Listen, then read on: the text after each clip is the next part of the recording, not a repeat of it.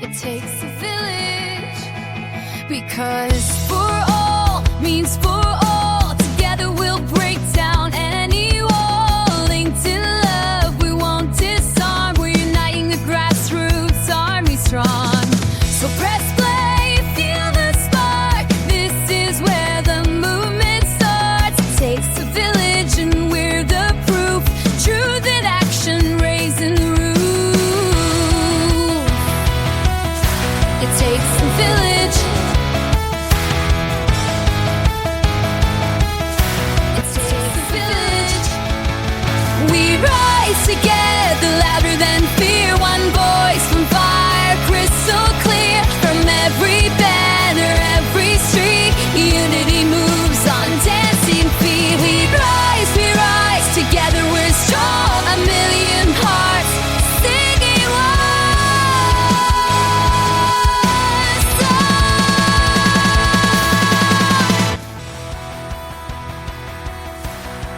Then we will go ahead and get started. I'm going to go ahead and stop the music. Of course, this is How to Save a Life by The Fray. Classic, amazing. I'm referring to The Fray as classic rock. What is wrong with this is wrong on so many levels. I'm just saying. I'm an old lady. That's what I'm saying. So we'll go ahead and get started, ladies and gentlemen, and everyone in between. Welcome to It Takes a Village, where we don't talk politics. We platform people building power from the ground up. I am your charming and furious host, Political Jess. And let's be clear, I'm not going anywhere. Not today, not tomorrow, not until the grassroots win. And even then, who knows? This guy is amazing. He hails from the incredible state of Alabama, running for the 28th district? Yes. House district?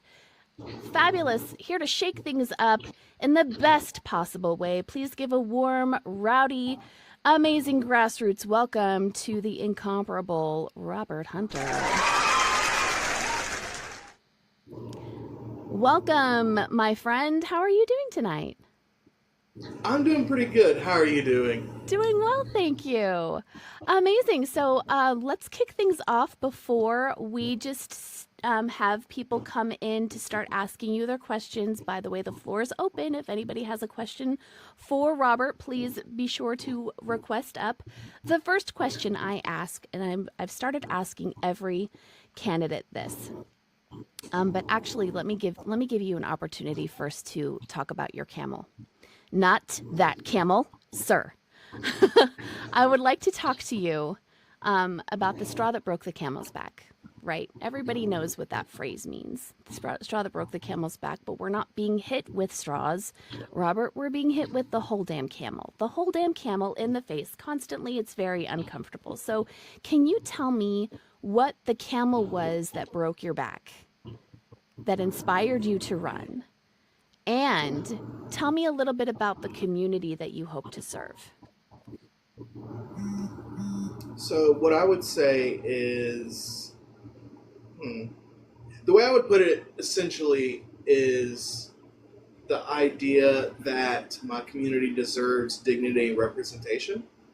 I thought that someone else would step up and run against the current administration. That is my current representation. That did not happen. And it became clear to me that this is one of those situations where recently, in the last year, I found myself experienced and capable enough to be a state legislature member. So I stepped up because I do have a belief that when you have the capability of doing something, you have the responsibility of doing it for your community if you cannot find anyone else that can do it better than you. Due to the fact that everyone deserves representation in a way that helps them, because I don't believe our current representation is helping really, much, to be honest. I have some disagreements over, the actual bills that they've been trying to pass. The main ones being the Don't Say Gay bills. Because it doesn't help anybody. It does not help community members. That's my biggest issue is I want my community members to be better. This does not help community members. bullying trans kids does not lower my rent. If it did, Alabama's rent would be $88 with inflation. That It makes doesn't. sense. Yeah. So I think it is important to make sure we are actually fighting for these solutions in a way that actually helps our community. And as such, I stepped up because I don't think, I know for a fact my community doesn't deserve another 4 years of this, number one, but number two, could do so much better. In part because of where we sit. My community is within 5 to 6 hours of the entire economy of the South. So if you leave my community, you go 2 hours to your east, you can hit Atlanta. 2 hours to the north, you hit Chattanooga. 3 hours, 4 hours, you get to Nashville and Knoxville. You go down an hour, you get to Birmingham. Go down another 2 hours, you get to Montgomery, then Mobile. So it is at the crossroads of logistics for almost every single hub in the area. And I think we can do a better job of helping our community members find more equitable jobs that pay a lot more based on sub-national statistics and job recruitment, especially when you can advertise saying, hey, I know you live in Atlanta, you can come through Gadsden, go up to Nashville if that's where you're trying to go to. I believe that we should look into potentially trying to expand out our local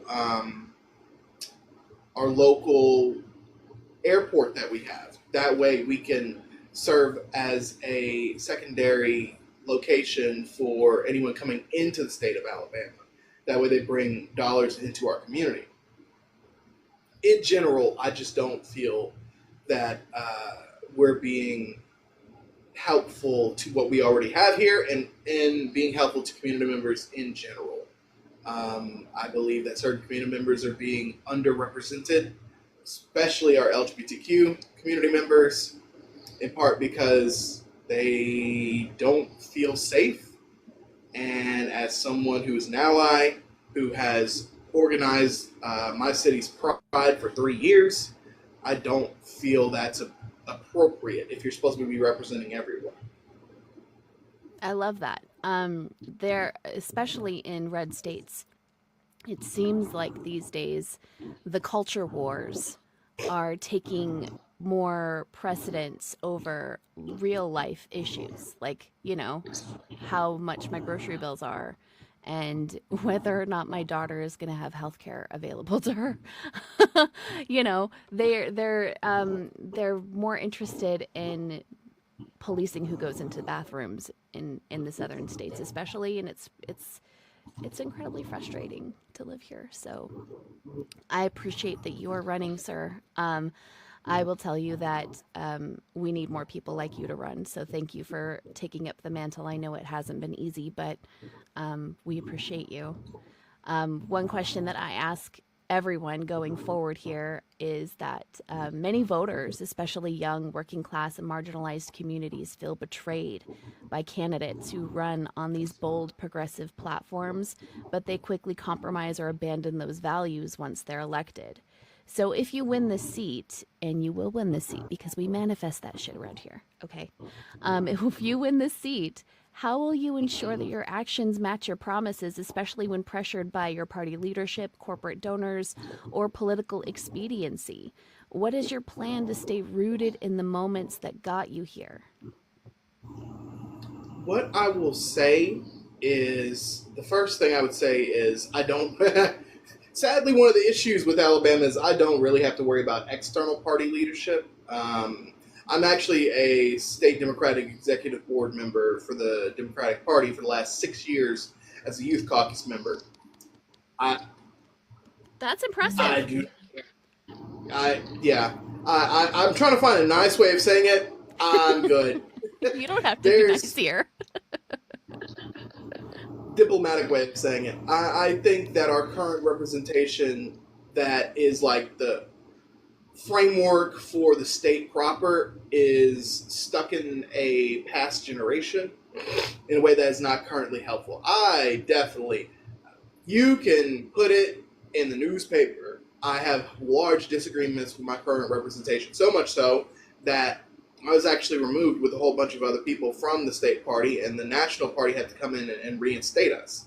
And it wasn't because like there's some type of massive hostility. It was literally just because, hey man, we're not going to agree with you or vote with you 100% of the time. And Right. they didn't like that, so they tried to get rid of us. So I've already been through pressure and isolation, frankly. I actually tomorrow am going back down for another meeting with the SDEC in Montgomery. I will be there mostly to make connections. I sincerely believe, and I've said it publicly, that I don't think the Alabama State Democratic Party is going to get much better until certain leadership transitions out. Also, I will say that unlike some people running for office, I do have some caveats that are already going to go against me, to the point where certain individuals are not going to rock with me anyway. A great example being I am a Democratic Socialist. I am already endorsed by my chapter's association. The North Alabama Democratic Socialists of America has already endorsed me. But I also understand why people would be weary of individuals that say one thing and do another. And the only thing I can say to that is my track record as someone who has been an ally with the LGBTQ movement, helped with the George Floyd movement locally, someone who's ran a free store in my local community. I can only do and act upon my past actions and hope it's enough. And I know that currently, the way my district is set up, the only way I win is through buy-in and participation. I have probably the most likely flippable seat in the entire state of Alabama that's not held by a Democrat. It's actually been held by a Democrat from 77 all the way up to 2018. And even when there was not a person on the ballot, the straight ticket voting, where essentially all the Democrats who come out still got nearly 30% of the vote. So I think it's greatly possible to win this race, but only if I'm able to motivate people to come out. That includes motivating people to get registered. That includes motivating people to organize with me. And I hold that in high importance. I personally feel that you can't do this work by yourself, and that's partially why I'm doing interviews and such like this, to better expose myself, the campaign, and what I'm trying to do. So let's talk about voting rights and representation for a minute. Because as you know, in Texas, they are doing some hinky stuff, man. They're trying to, well, they did. They went through and they redistricted to cut out black and brown voices all over the state of Texas. And of course, we know about Prop 50 in California was a strong rebuke to that, which I'm really grateful for. But you know that they're trying to do this in every red state, right? So can you talk to me about your position on redistricting and voting access in Alabama and how you will ensure fair representation for all communities? So what I will say is my personal stance is that every state needs a nonpartisan districting committee to handle it. And if there are any issues that come upon that, judges handle it from there. But the problem is, under our current system, what I want and what I need to have to make sure people survive are two distinctly different things.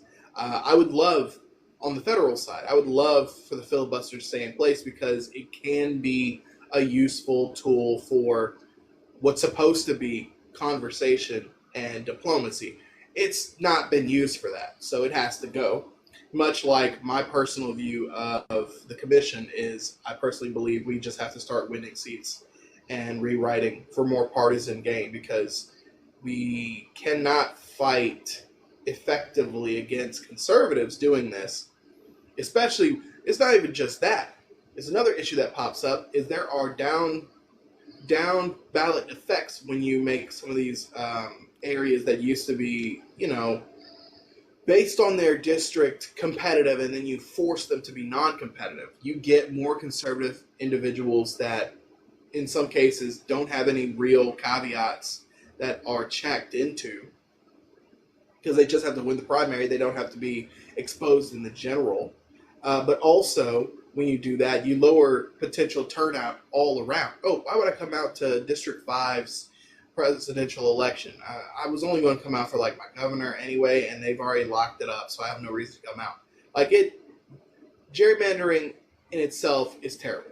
I do not want it to exist. That is my personal feeling, but as a Democrat and as one of the only two parties that are able to currently function in this dichotomy, that is the only way to make sure we stay competitive, because the competitiveness then informs the ability for certain people to be able to get lasting help and protection.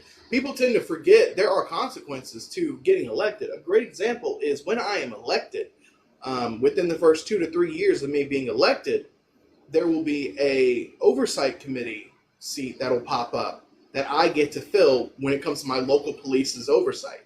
Of course, I'm filling it with someone that's going to be harsh to make sure that we don't have situations where cops are running rampant.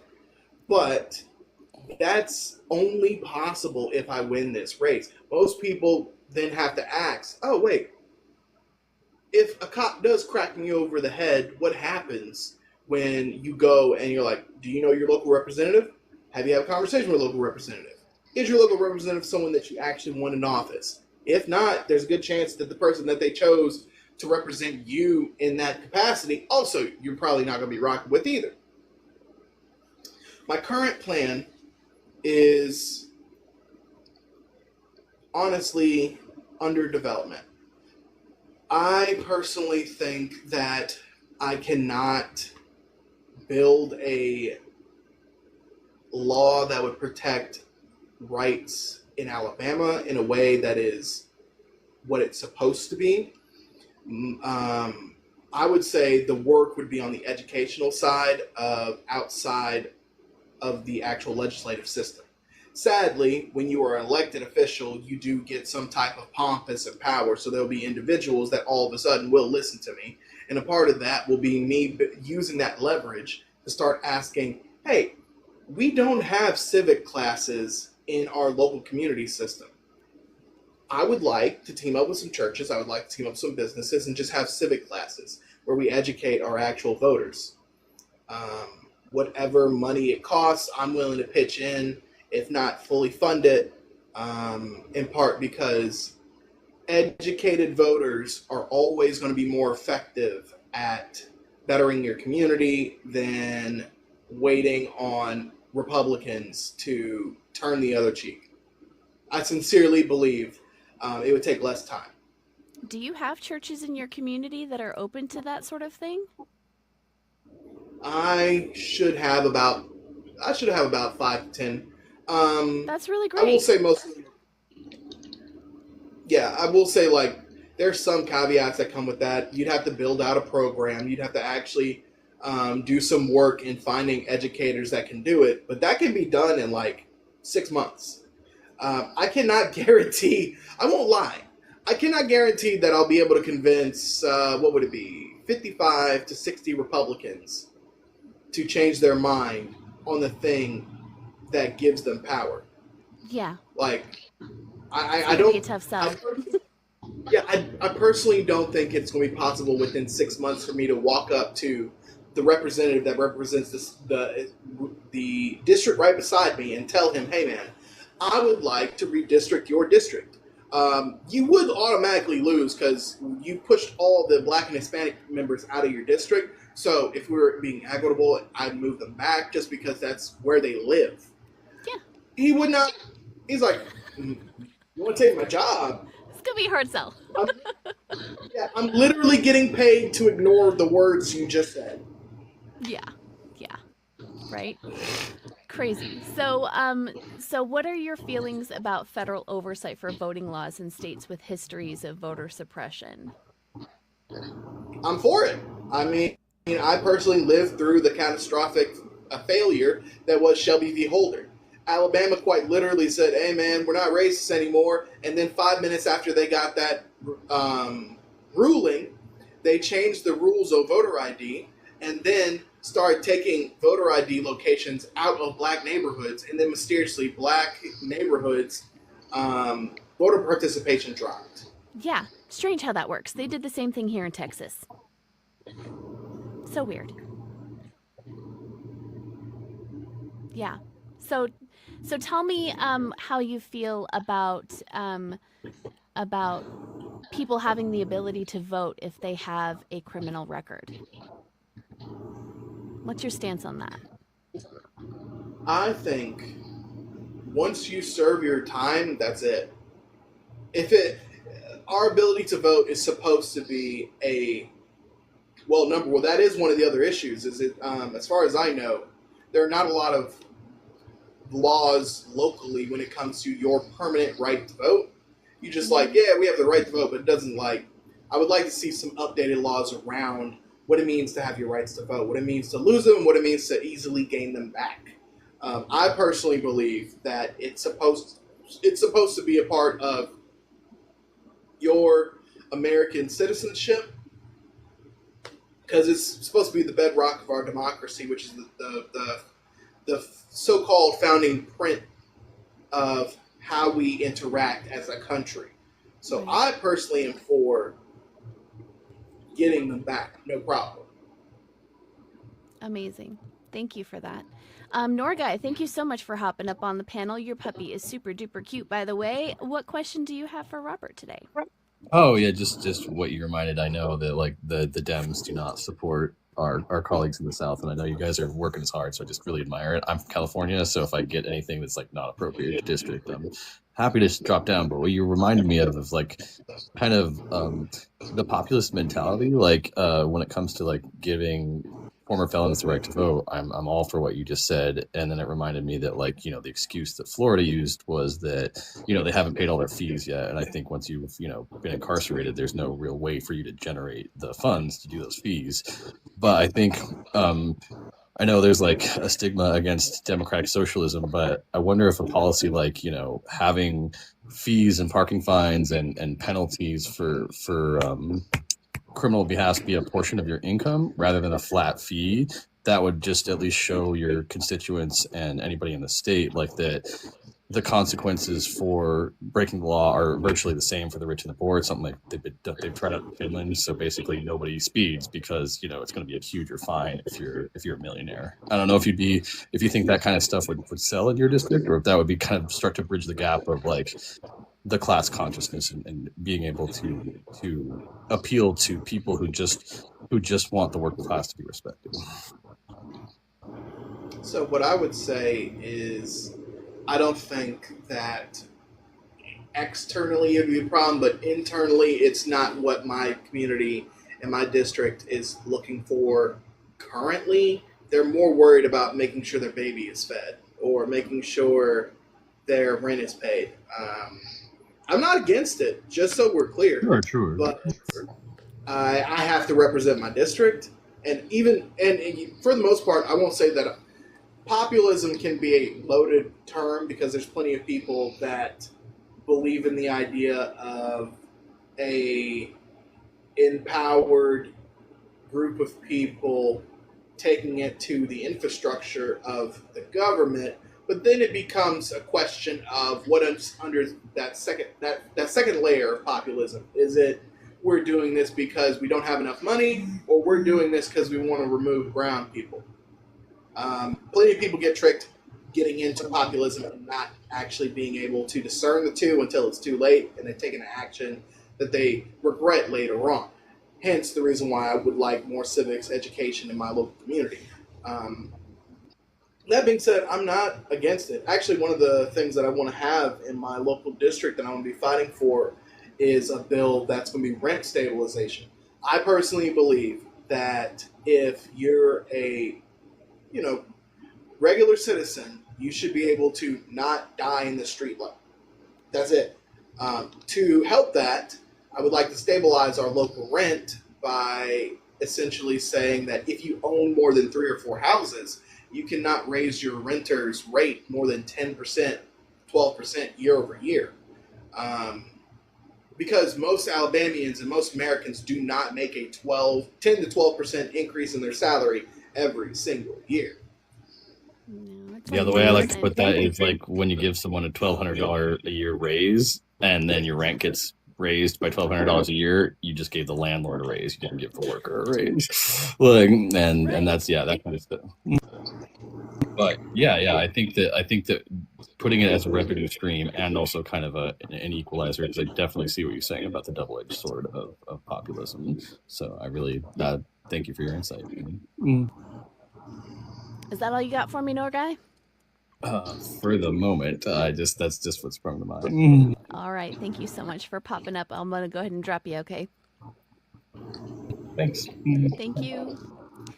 If you have a question for our candidate, please request up. He seems like such a great guy. He would answer your question. You don't have to be scared.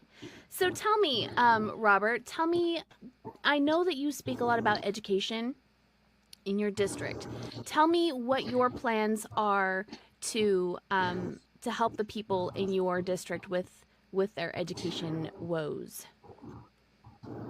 So the first thing I would start looking at is actually building out a district infrastructure. In a lot of cases, there are multiple resources, but only certain people know about certain ones. A great example being, I ran a free store for 3 years. I did not know that there was a Catholic Center of Concern that also gave out free resources, or that there was multiple food banks that gave out food until about 1.5 years later. If I knew about them ahead of time, what I would have done was I said, hey, everybody, let's try to get on the one accord. I'm not trying to get into whatever you're doing. You do your own thing. I just want to know what days you're doing it. That way I alternate. So we have a situation where if you could not get to the Catholic Center of Concern on a Monday, you can get to the free store on a Tuesday, and then you can get to a food bank on a Wednesday. I love that. A infrastructure for resources. I also want to build out an infrastructure for development. One of the other positions I've held is I was a steering committee member for an organization called Stay Together Appalachian Youth. It's a youth leadership development for the entire southern region of Appalachia. And I'm actually about to age out of it. But one of the things that I've noticed is in a lot of cases, if you give people an opportunity and if you give people guidance on the bare minimum, they grow. Myself included. A lot of my opportunities came from Stay, including my current job. So what I want to do is once I get elected, I would like to build out an infrastructure system, starting small to prove it and then growing it. I would like to hire on or have 1 to 2 interns with the idea being, hey, you're coming to help on the local side of my community district. You're going to be one of the people that helps put together this resource list, this resource infrastructure. While you're doing this, you'll be learning how to do one side of things. We're going to give you I'm personally going to actually start a scholarship for a personal reason, but the other one for these individuals that come in as an intern. That way, what happens is they intern for a little while, they get moved up, they go to Gadsden State, they get a scholarship for Gadsden State, and then we make sure that they're able to go from Gadsden State to a 4-year community college. Now, a 4-year university. Gadsden State's a 2-year community college. So for the most part, as long as you have FAFSA, you're not paying a lot of money out of normally you're not even paying anything. You're getting money back as a person who graduated with my associates from Gadsden State. But for some people, even something as simple as I can't afford the $50 it takes to put in my college application, that's where I come in. You're going to intern for me. You're going to learn about community organizing. When it comes time for you to go to Gadsden State, if you want, I will make sure personally whatever the cost of actually getting the application, somewhere between $50 to $100, I will personally cover. And then from there, you'll be able to get into that system, and then we will rotate people up. The idea being that My doorbell rang and my dogs are going bananas. Give me 1 second. I'm just gonna close this door real quick. They can bark their heads off out there by themselves. So that's Gotcha. awesome. Can you tell me how far away your district is from the facility that they're putting in Huntsville? It's in Huntsville, so it'd be about an hour and 45 minutes. And that's not your district at all? No, it's not my district. Although that is one of the things I want to look at is when I become a state legislature member, I would like to look at federal dollars the state of Alabama leaves, millions of federal dollars the state of Alabama leaves on the table for um, transportation, rail, and infrastructure. Because, like I said, I like it's good for the economy if I'm able to actually get that rail through Gadsden. That way, you have a way if you want to take a trip to Huntsville, or even if you live in Huntsville, you can go from Huntsville, Gadsden, Montgomery, Birmingham. If we put it on that rail system, um, it will be helpful for everyone involved, and also it would cost less. Me personally, tomorrow I got to go down to Montgomery, and when I've done that trip before, just because it's over 100 miles away, it normally costs me $45 to do that trip, in about 4 or 5 hours to do it. I think that if we're able to put in high-speed rail, or at least start working towards rail, it'll take roughly 3 hours, and most tickets will cost between $33 to $37, which is pretty good. Yeah. It's cheaper, it's more effective, it saves on fuel / mileage. It also saves on wear and tear of your car. It's also Yeah. better for the environment.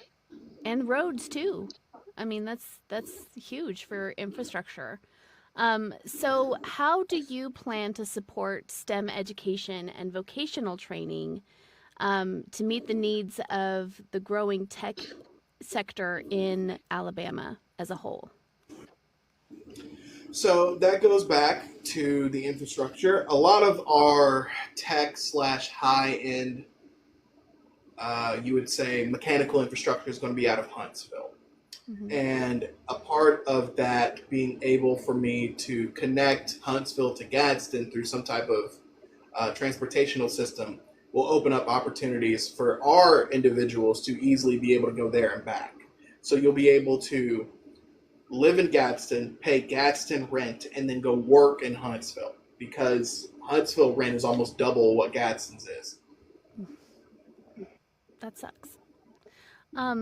Do you have, and I haven't looked at your district specifically, so forgive me for that, but is your district more, do you have farmers in your district who are very concerned about what's happening right now, or is your district more city centered?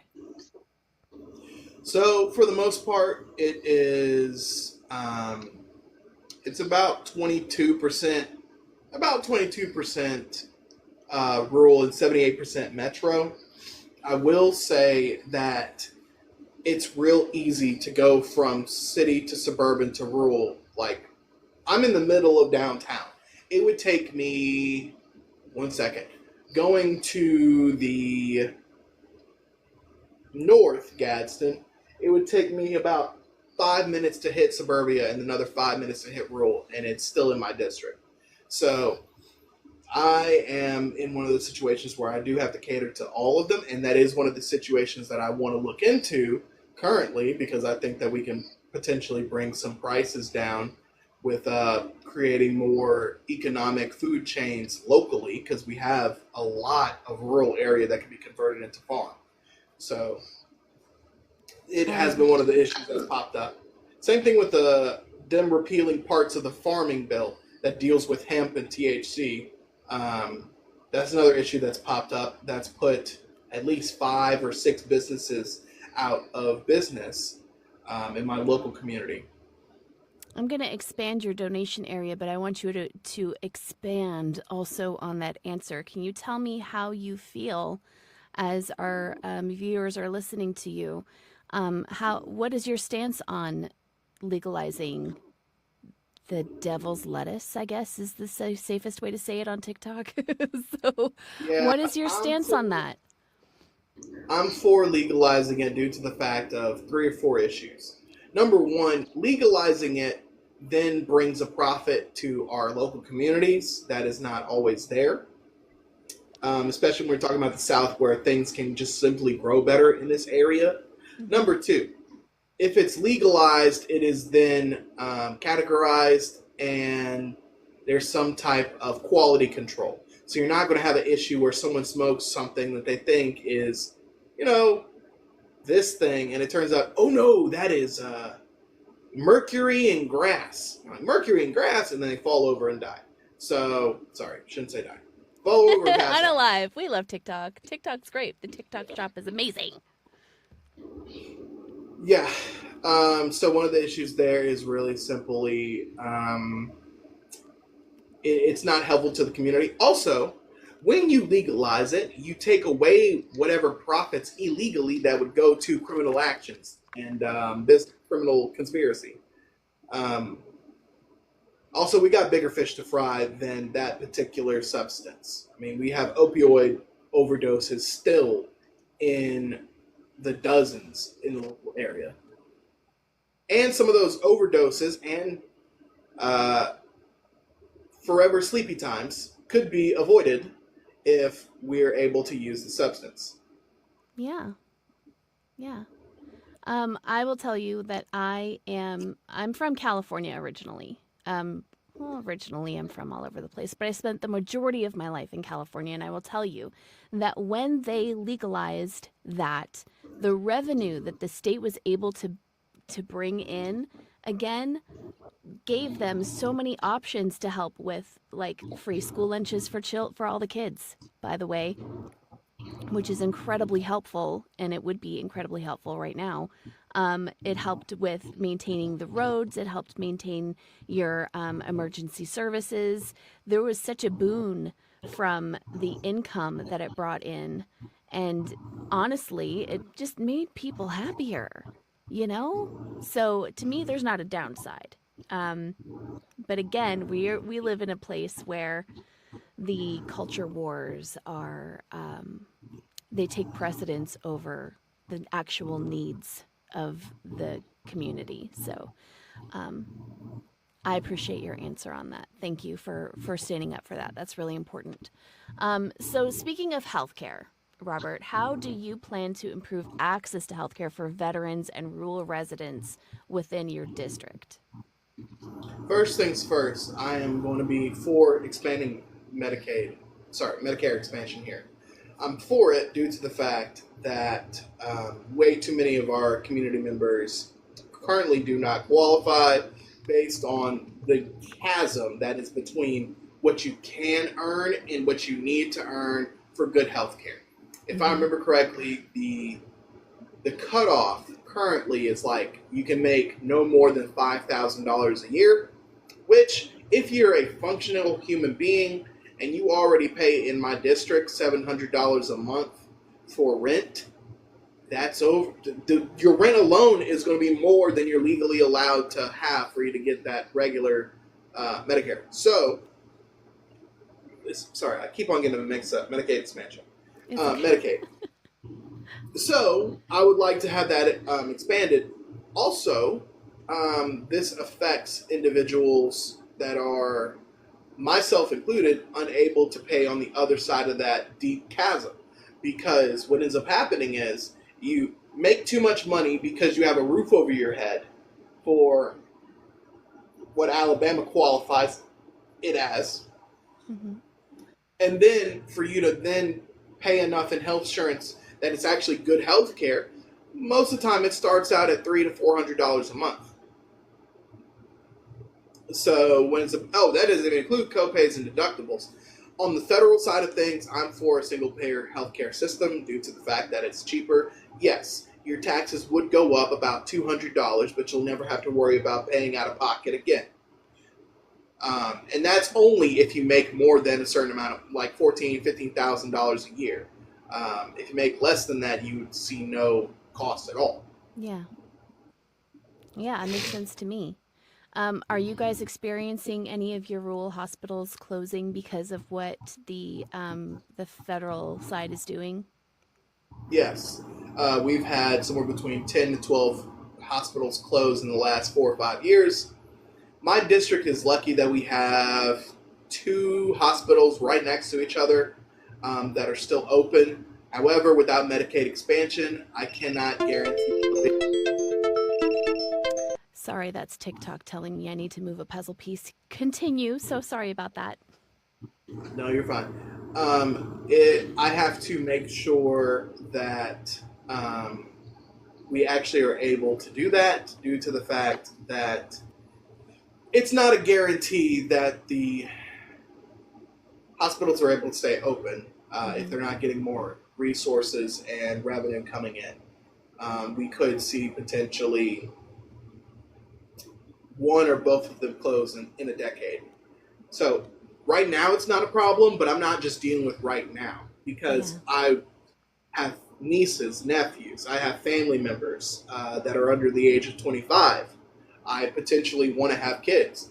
I don't want to try to bring a kid into this world in a, number one, already a state that has one of the highest rates of maternity death from pregnancy during during birth, but also is one of the largest like pregnancy death needle sorry prenatal deserts in the entire South.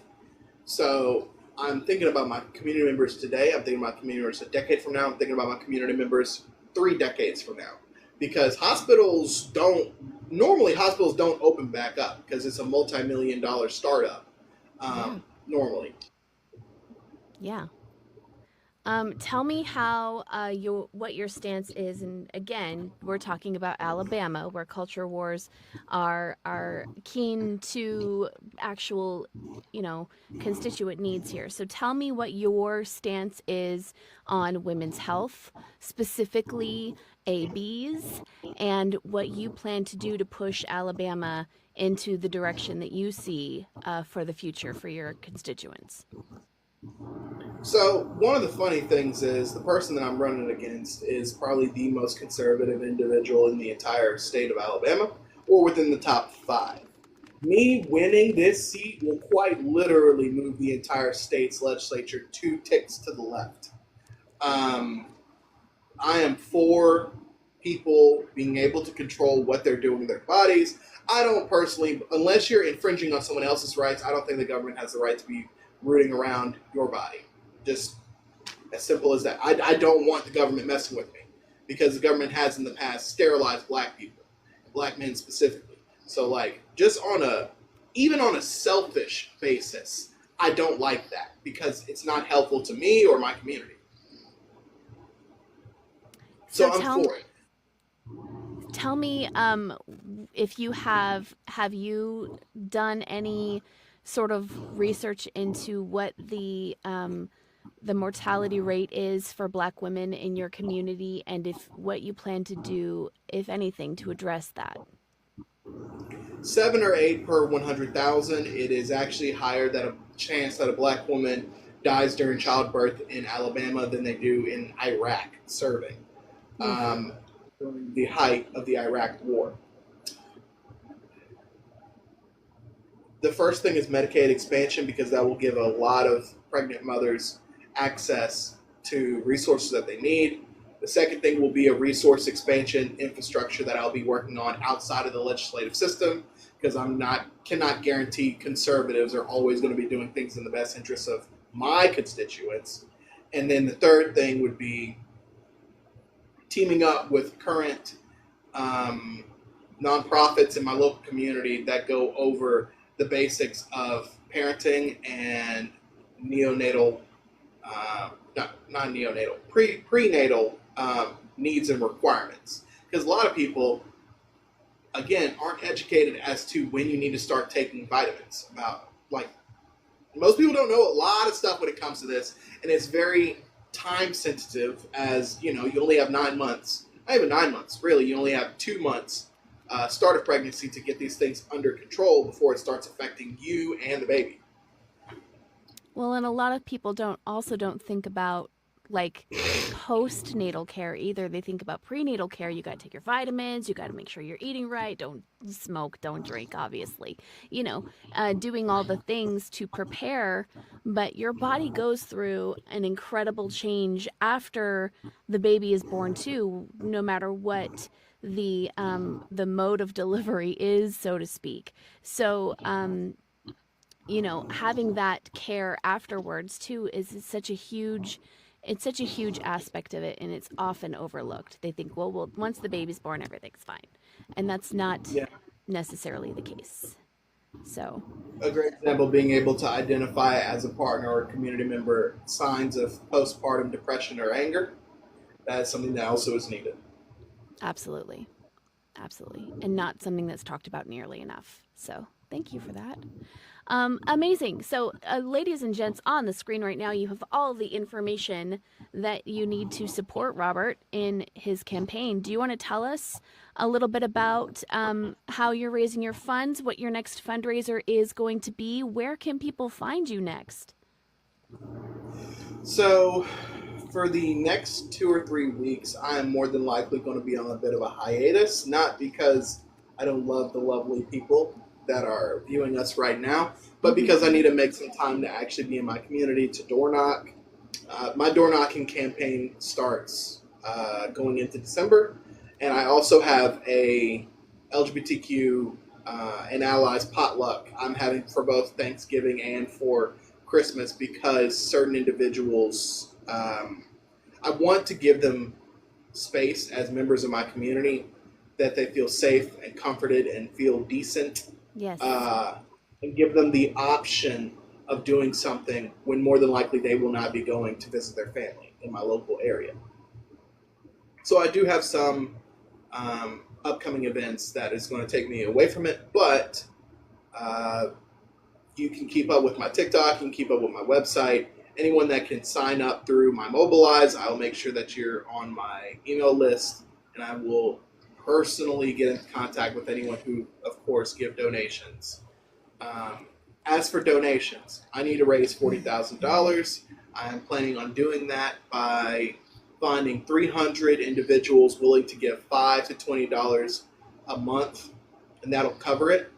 I'm doing it that way because due to a lot of things I've said, I am not getting corporate money.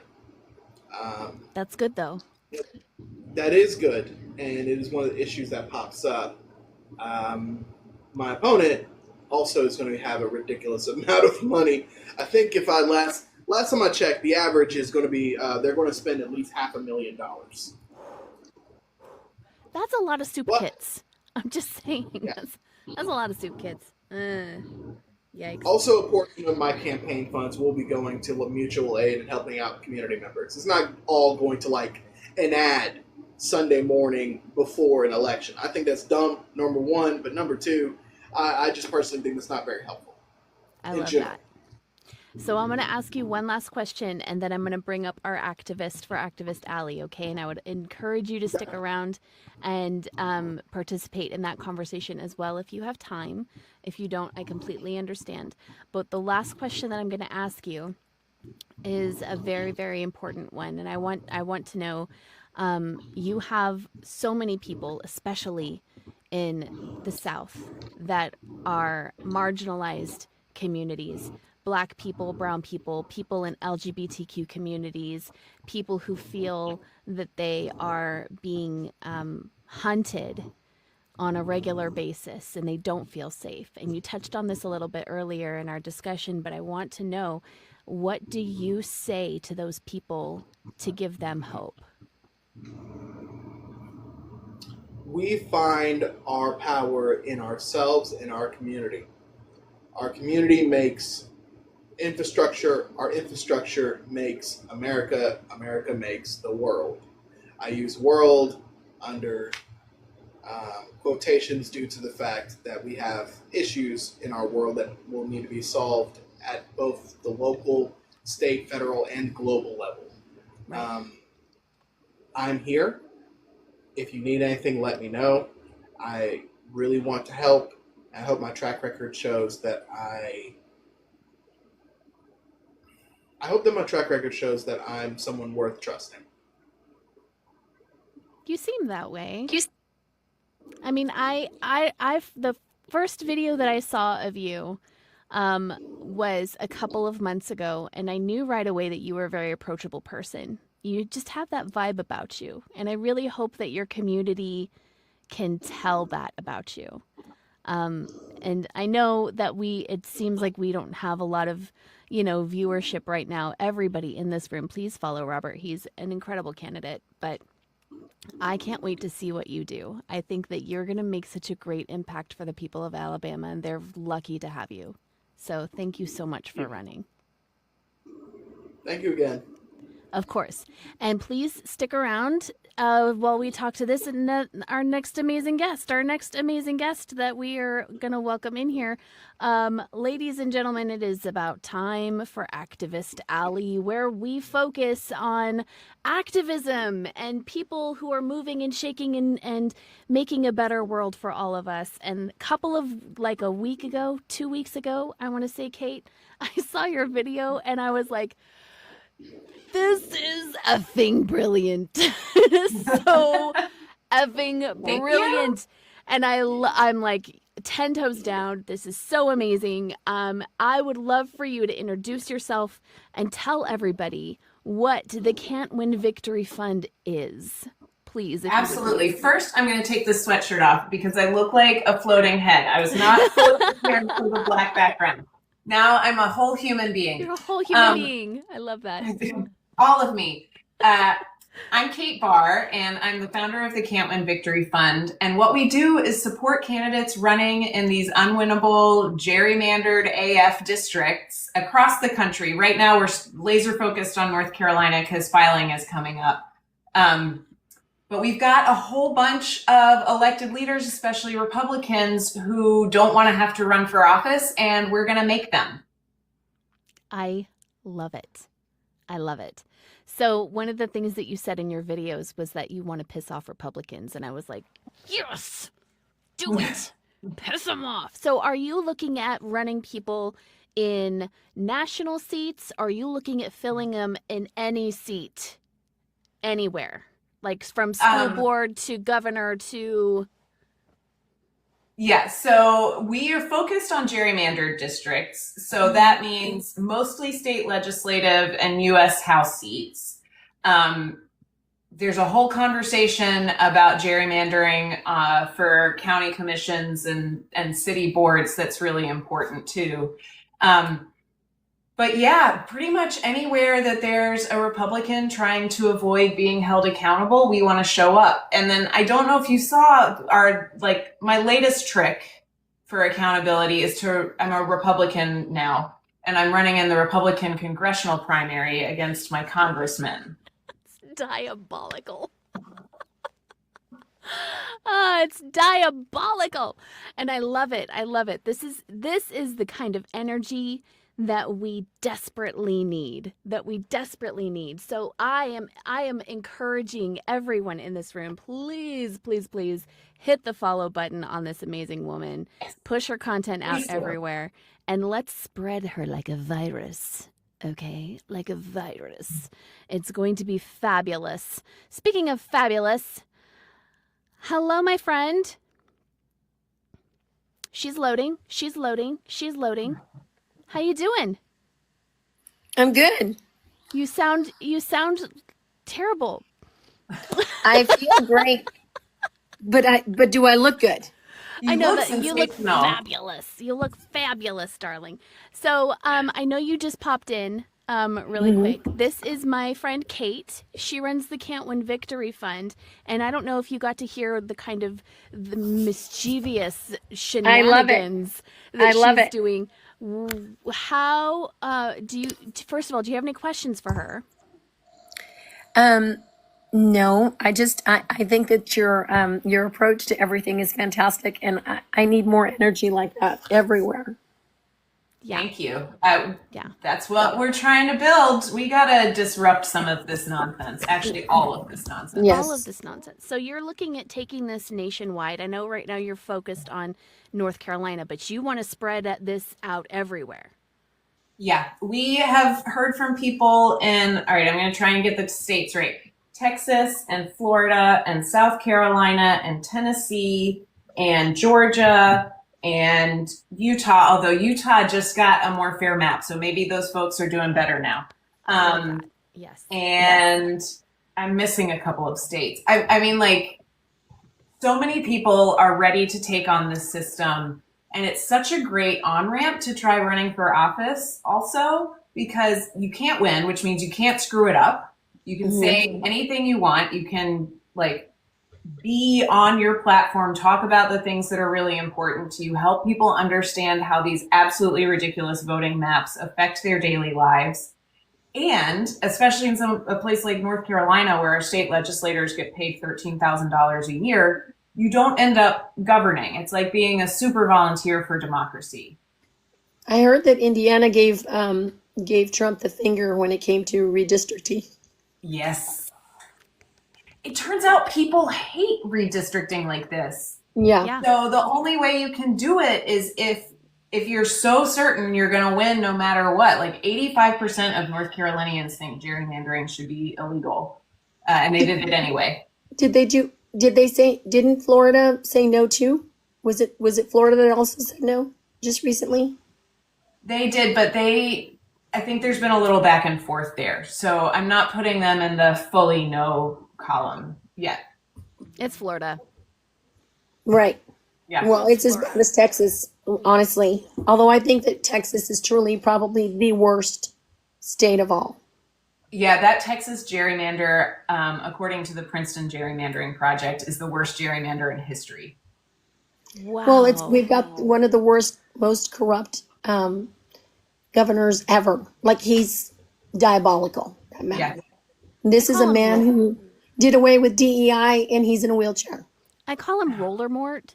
I don't know if is that appropriate? Rollermort. I mean, a short roll off a short pier, or long roll off a short pier, right? right? Short pier. Yes. Yeah. Yes. So this is so amazing. So tell me, if somebody from Texas, for example, I'm just throwing it out there. I'm just throwing it out there, V. I'm just throwing it out there. Just, because if somebody from Texas, for example, wanted to open up a chapter of the Can't Win Victory Fund, how would they go about doing that? And what exactly is the role of the chapter of the Can't Win Victory? What do you do? Yeah, so right now, everything gets run out of our little office in North Carolina. And when folks come to us from other states, we get them connected with, frankly, like the best organization in that state to support them as they go. If we raise enough money, then we will start having directors in each of the states that are gerrymandered. And we will make sure there's a Can't Win person to talk to them directly. So like in Texas, you could be the state director of the Can't Win Victory Fund and help all of these candidates run. And what we do in the office is things like generate merch and brand kits and websites, and we do social media trainings, and we make sure that everybody has like the lights they need to look as fabulous on camera as possible. I am not the example of that tonight. I just need you all to know it has been a day. I promise to teach everyone better than this, but here we are. We've made it to the end of this week. That's basically, it should feel like you are wrapped in the warm embrace of human beings who so appreciate the work that you're doing and the effort that you're making and will show up for you no matter what. And so that's part of why we're going kind of slow to expand to other states, because we're not going to do it if we can't do it right. I love that. Thank you for the acknowledgement that it's Friday. Yes. What is your vehicle for merch, by the way? What is your merch vehicle? I'm just asking for a friend. Thank you. So can'twinvictoryfund.com. You can go get merch there. We have really fun stuff like loser t-shirts and gerrymandered AF shirts with all the states listed out. We're going to have to put out a new edition, I think.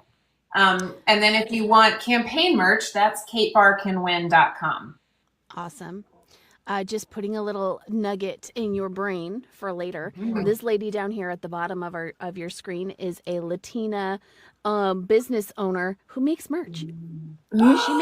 She makes amazing merch. She's a small business owner, and I don't know who sources your merch, but perhaps there could be Email some me magic. immediately. Email me immediately. Yes, Yes. I'm big time on board. Because she makes amazing merch. She makes bold political merchandise that empowers people to wear their voice on their chest, like that mug right there. That's our Village Idiot mug that we're releasing tonight. I love that a lot. It's amazing. So we also have card decals, we have stickers, and of course everything that you purchase from us goes towards efforts like Kate's and Robert's, and every penny that we get goes right back into these amazing grassroots efforts. So thank you so much, V, for helping me with that. I appreciate that so much. You know, I'm here for all of it. Yes, thank you. And we're gonna talk because I love an unnecessarily nice T-shirt or sweatshirt for political merch. Like it should be so soft.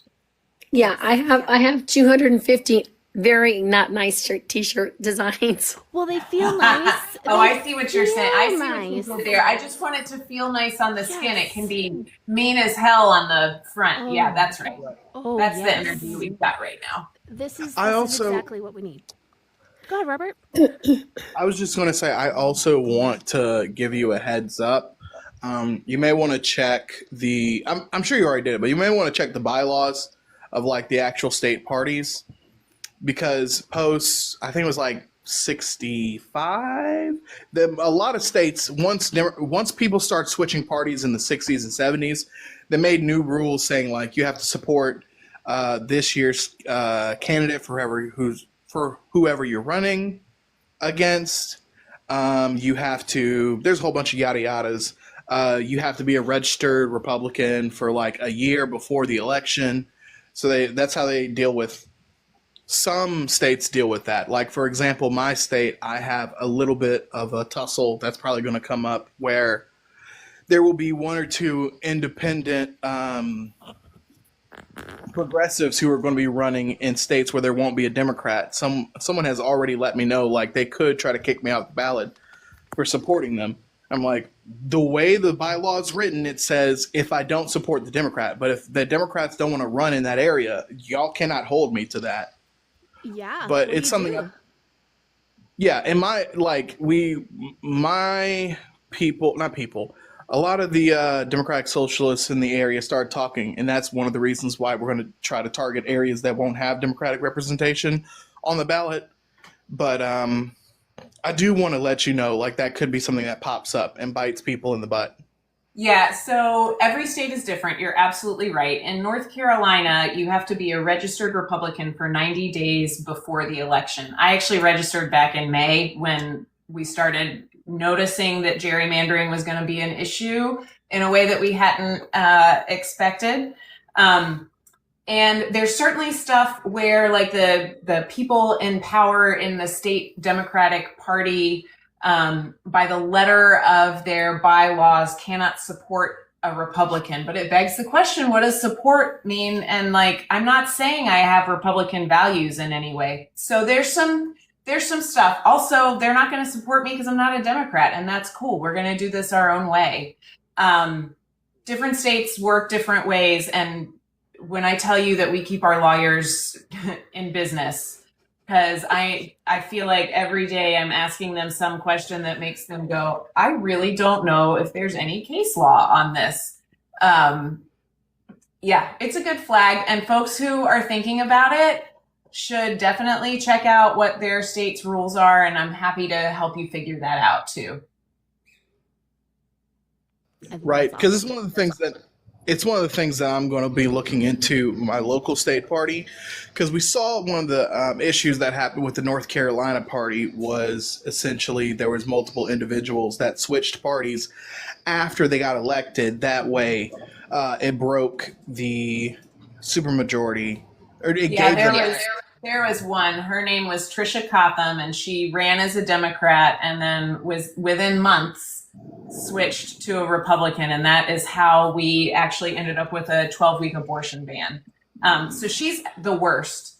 But I think the difference here is running authentically. Like, basically, the system is so screwed up that it's not even about party. It is about disrupting what's broken and taking the people who are trying to avoid having to work for their seats and forcing them to do that work. And we will do that within the bounds of the law and to the letter of the law. We are going to work within that system, but we are also going to wreck it. I'm gonna wreck And Yeah. I 100% understand. I was just bringing that particular one up because it's one of the things that hopefully I'm going to try to get some traction with my state party to make a rule saying that you can't run for office for underneath the party ballot if you do that. If you switch afterwards. Switch afterwards, yeah, because it's like, hey man, it's pretty clear you were not being truthful at all with what your intentions were. Yeah, it's tricky once people are elected. Like, it's real tough to, once they're in office, if they switch, it's really difficult to get them out. It's one of the reasons why liar, pants on fire, which they are. Yeah, it's one of the reasons why I'm for recall elections, among other things. But I don't want to. Sorry, I'm taking up too much of your time. No, you're good. Not at all. You're fine. You're fine. I think it's great. It's a very important conversation to have. And Robert, those were very, very good points that not a lot of people think about. So awesome. W's for Robert, everybody. W's in the chat, because that is awesome. By the way, chat, if you're not following Kate or V or Robert, what are you even doing? Like, what are you doing? We have to build community. This is the best way to do it. And I talk about this all the time. America has been so good in the past 40 years of building ourselves into these silos. They're into these silos, and if it doesn't affect me or my immediate family or maybe a coworker that I care about, then I do not care what is going on. And it is infuriating because there was a point in our history where if you needed a cup of sugar, you go to your next door neighbor and ask them.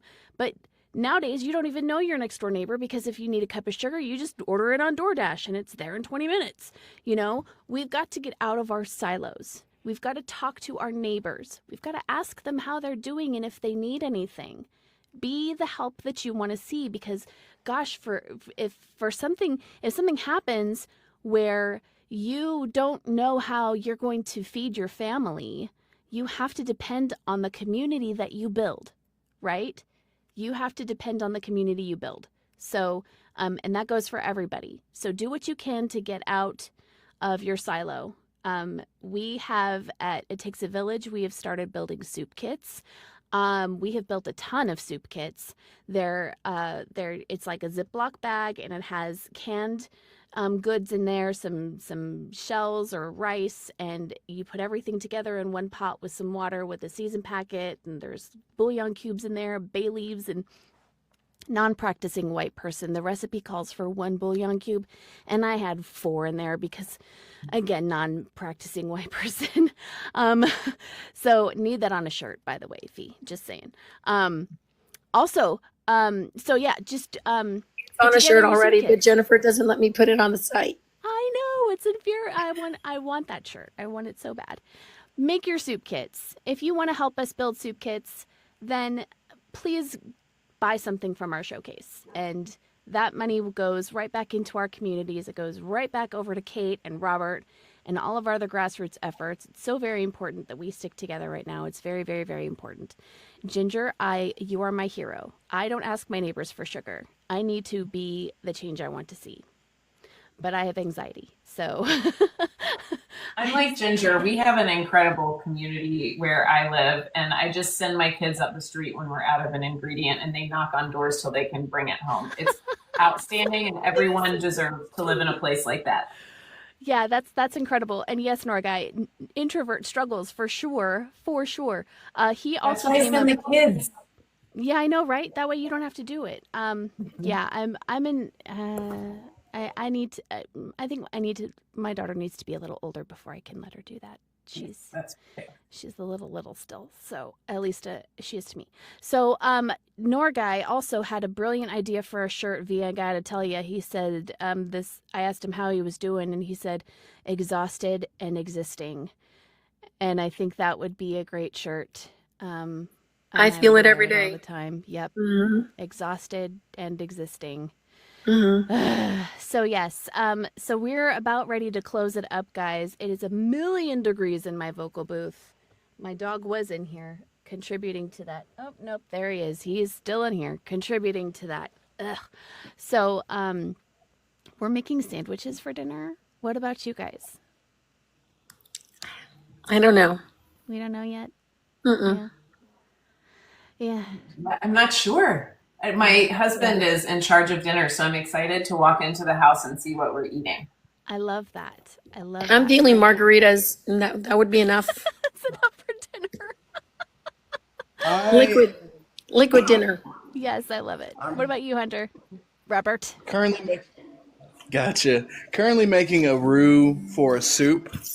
Actually, I have to go because I need to go check on that. But you all have a good one. Thank you for having me. Thank you so much, Robert, for joining us. I really, really appreciate you. You're going to do amazing things for Alabama, and we will be in touch very soon. Thank you, sir. I will go ahead and drop you. Okay, bye. Bye-bye. Okay, so folks, we're getting close to time here. So before we go, Kate, can you tell the good folks how they can get involved with the Can't Win Victory Fund and what they can do to help in this diabolical, evil plot to take over the world? Yes, so several different things. There's one thing I want to talk about that everybody can do and is going to be so important in 2026, and that's I want all of you to be volunteer poll observers. So we're a little worried about what voter suppression is going to look like at the polling places. And what poll observers do is one is inside the polling place itself. They can't talk, but they can observe. And if they notice something weird happening with a voter or how a voter is treated, they can text message the other poll observer outside the polling place. You know, hey, I saw somebody in a purple shirt and they had a weird thing. Then the person outside the polling place will talk to that person when the purple shirt person, when they leave the polling place, and get that person connected to legal support to make sure that their vote will count. So that's a thing everybody can do, is super helpful. We need to have 2 poll observers at every polling place to make sure that people are able to vote per the law. Right. For Can't Win Victory Fund, come to can'twinvictoryfund.com. Sign up for our newsletter. We put out asks and activities there. You can be a treasurer for a candidate in your state, which is really important. It's hard to find people willing to be treasurers. You don't have to be an accountant. You just take the training. Obviously, run for office. Like, that is literally the most fun, awesome way to show up in this moment. Let's be the change we want to see, right? Exactly like sharing our sugar. We need to share our sugar across our entire voting district. And of course, donate, because all of the money that we raise goes to supporting these candidates and making sure that they have high quality campaigns, even though most of them also have 2 full-time jobs and maybe 3 friends that can help them on the weekend with their campaigns. So we want everyone running everywhere to have the best possible campaign. Absolutely. If you don't see any helpers, as my friend Luna's dad likes to say, if you don't see any helpers, be one. Yes. Be one, folks. And they are doing some hanky crap going forward. So let's try to combat that as much as we can. Norguy asks, any advice for Californians in rural districts redrawn by Prop 50? Yeah, so Californians really took one for the team here. And I would say the way that I'm taking on Prop 50 is we have to make that sacrifice matter. So a whole bunch of folks just agreed to suppress their own voices in order to try to get us to a better version of democracy. And that means that everywhere votes still do count and do change outcomes, we have to be showing up to make sure those voices are heard. So if you're in a gerrymandered district in California, especially if it's a blue one, join something like Sister District. They're a group where folks in blue districts will help people in red or purple districts around the country. And like still make noise. Honestly, go to your city council meetings, run for local office, like go to the school board meeting. Just because, state house or state senate is decided doesn't mean that you can't really make change in your local community. And once people start to see these great ideas come to life in their communities, it's easier for them to support them on a larger scale. Yeah, definitely. I think that's so very, very important. Norguy hit the nail on the head. You've got to win the game to fix the rules. Yeah. So I think that's great. So, okay, guys, here's the deal.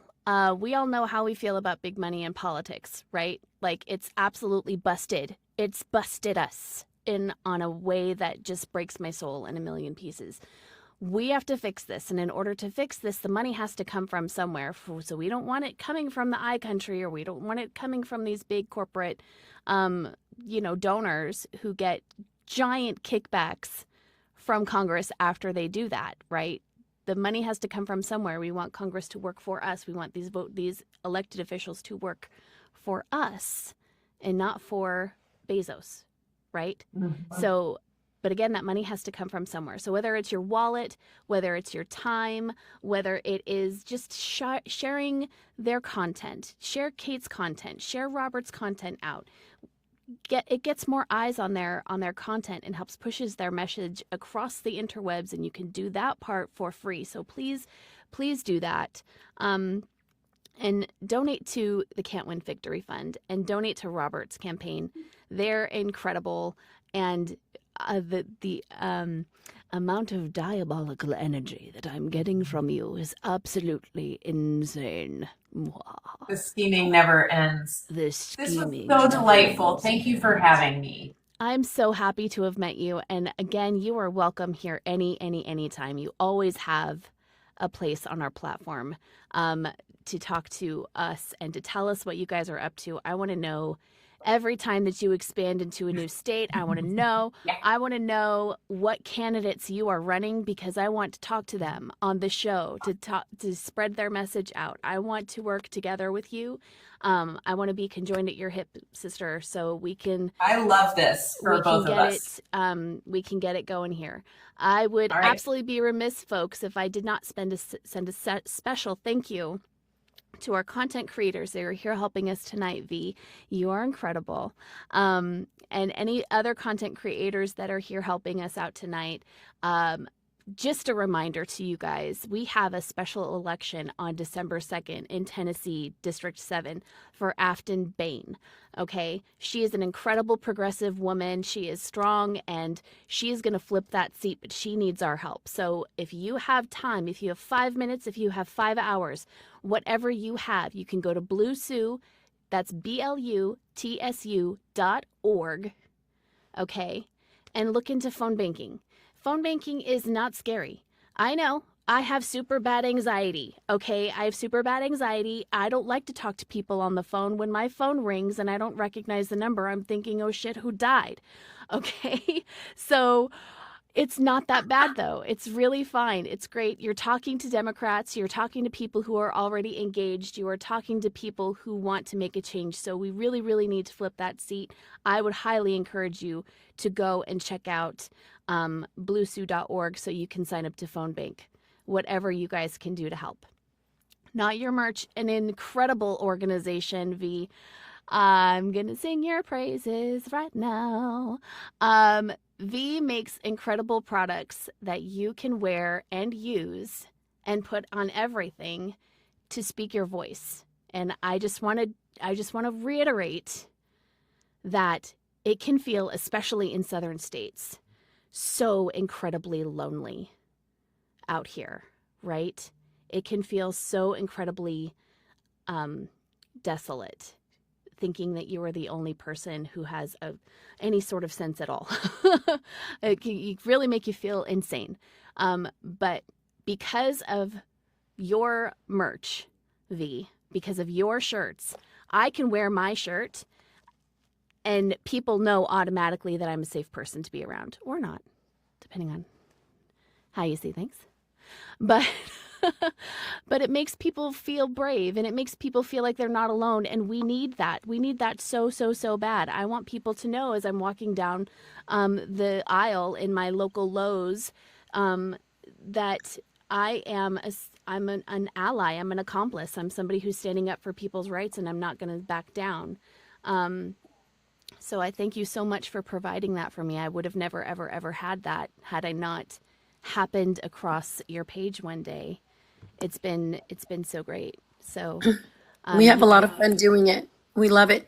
The only I'm starting to notice, and so is Jennifer, that our account is starting to get suppressed because Yeah. of the political content that we have. So, we're working to try to get our website up and going. And when we do that, which hopefully will be in the next 2 or 3 weeks, we're really going to spend some time and dedicate like an entire page to, people, candidates, and where they can have short links to just wonderful, active, like our activist alley page, where you guys can just go directly there for every single person that you have on your lives, so that people will know this is where you can go, and they'll just go directly to that site. So it'll just be another way for people to find all the wonderful people on this podcast. I think that's incredibly awesome. And I can't wait for you and Kate to get together and talk about what kind of mischievous plans you can make together. And thank you so much, Kayla, for sharing that, for people to know that that is also an option to get stuff from them. Hilarious, absolutely hilarious stuff, by the way. I don't know if you've taken a look, Kate, but there's some pretty funny stuff up there. You should definitely take a look. So just remember, we want to be the change we want to see. We are still a baby endeavor. We're doing everything we can to grow our presence. So make sure that you are sharing out our content, everything that we said above for all of our amazing candidates and activists. We are, of course, please do that for us too. Also, make sure you're still registered to vote. Keep an eye on your election schedules in your area. You can check out your registration status by going to vote.gov. And I never thought I would have to say this, but they're doing some hanky shit, you guys. And you're going to have to follow your choice after you make it. Okay? I know. So crazy. This was so incredibly inspiring, Kate and Robert. I know you had to go because you had a soup. You had a soup that you are putting together is very important.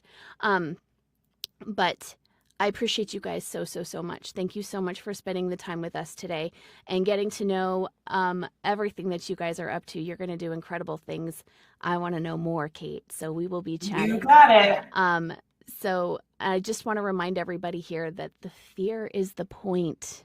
I say this with every single show. The fear is the point. Fear leads to panic. Panic leads to inaction, and that is what they're counting on.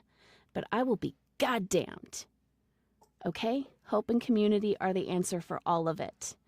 Join us on Monday when we're talking to an incredible Senate candidate from West Virginia.